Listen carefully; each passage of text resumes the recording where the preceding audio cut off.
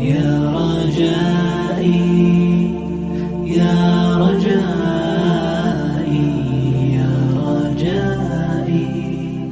Ada hal yang sederhana, tetapi ini besar sekali, yaitu tidak cebok pada saat kencing. Ini penyebab kedua. Walaupun ini bisa saya jadikan penyebab yang kesekian, tetapi memang saya sengaja angkat ini karena sesuatu yang dianggap remeh oleh orang. Cebok ini pada saat kencing, itu adalah bagian daripada syariat kita. Sunnah Nabi SAW, laki-laki dan perempuan duduk atau jongkok pada saat kencing. Jadi tidak berdiri. Karena tujuannya supaya tidak kepercik sana sini. Kapan kepercik ke pakaian kita, najis, walaupun kita sudah wudu tetap tidak sah sholatnya. Apalagi kalau orang dasarnya tidak cebok. Mungkin teman-teman yang pernah datang ke negara-negara non-muslim, tahu kalau mereka tidak peduli dengan cebok ini. Saya berapa kali datangi negara-negara non-muslim, cukup banyak, bukan 1-2 negara. Berulang-ulang kami datangi dengan undangan yang ada di sana dari kaum muslimin. Sulit sekali. Karena semua WC-nya tidak pakai air, kecuali untuk nyiram saja. Jadi untuk cebok tidak ada. Gitu kan? Harus menggunakan tisu. Saya tidak bisa membayangkan orang, maaf kalau buang air besar, kemudian hanya menggunakan tisu. Bagaimana dia bisa menganggap dirinya bisa bersih dan suci? Dan ini sumber penyakit. Belum lagi nanti suami istri akan biologis setelah melakukan perbuatan tersebut. Itu sangat kotor. Gitu kan? Karena semua yang keluar, itu juga penelitian medis, yang keluar dari 2 lubang ini, buang dari kemaluan, kalau air seni, dan juga tinja dari dubur, dari bagian belakang, ini adalah ampas dan kotoran tubuh. Itu penyakit semua, makanya baunya nggak sedap. Gitu kan? Dan memang itu dengan kuasa Allah SWT disuruh keluarkan. Dan ini ternyata memang dalam syariat kita justru diancam dengan sangat tegas. Sebagaimana hadis yang masyhur tadi sudah saya sebutkan, bahwasanya Nabi SAW bersabda waktu melewati 2 kuburan, dan beliau mengatakan sesungguhnya, tentu riwayat lengkapnya begini, bahwasanya dari Ibnu Abbas radhiyallahu anhu, beliau berkata Rasulullah SAW melewati 1 kebun dari beberapa kebun Mekah atau Madinah, lalu beliau mendengar suara 2 orang yang sedang diazab dalam kubur. Lalu beliau bersabda, sesungguhnya keduanya sedang disiksa, dan tidaklah keduanya disiksa karena perkara yang besar dalam pandangan keduanya, tetapi ketahuilah itu adalah perbuatan dosa besar. Yang pertama diazab lantaran tidak bersih dari buang air kecil. Kalau cebok saja tidak maksimal, sudah cukup datangkan azab kubur, bagaimana orang yang tidak cebok?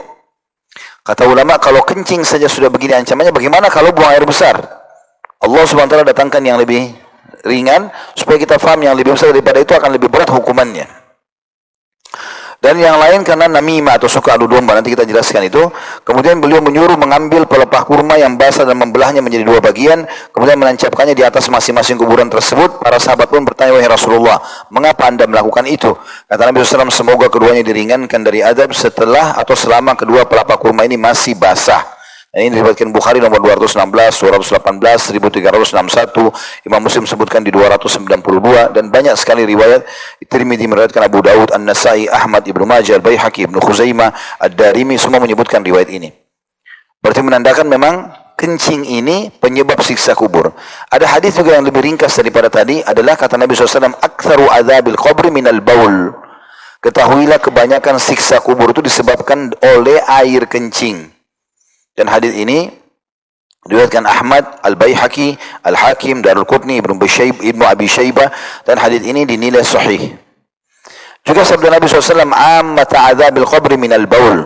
Umumnya atau kebanyakan siksa kubur disebabkan oleh air kencing. Maka dari itu bersihkanlah diri dari air kencing itu. Hadis riwayat Al-Hakim, Tabarani, dan juga Al-Bazzar, Darul-Qutni, dan semua menilai hadis ini adalah hadis yang sahih. Ya. Berarti teman-teman harus peduli dengan masalah ini. Berarti menandakan Islam peduli dengan masalah kebersihan, sehingga kita tidak boleh menganggap remeh poin-poin seperti ini. Dan saya berharap teman-teman yang punya masjid, maka kalaupun harus ada tempat kencing bagi laki-laki yang berdiri, bisa dipasangkan seperti fiber, ya. Saya lebih masih bagus pakai fiber, sehingga kalau orang kencing berdiri pun tidak percik ke celananya. Ini satu program yang sangat bagus, menarik. Jadi kan daripada memang dibiarkan akhirnya terpercik sana sini. Juga sama dengan pencetan yang ada air, ya. Karena biasa kalau yang otomatis, kita nanti pergi baru dia keluar airnya.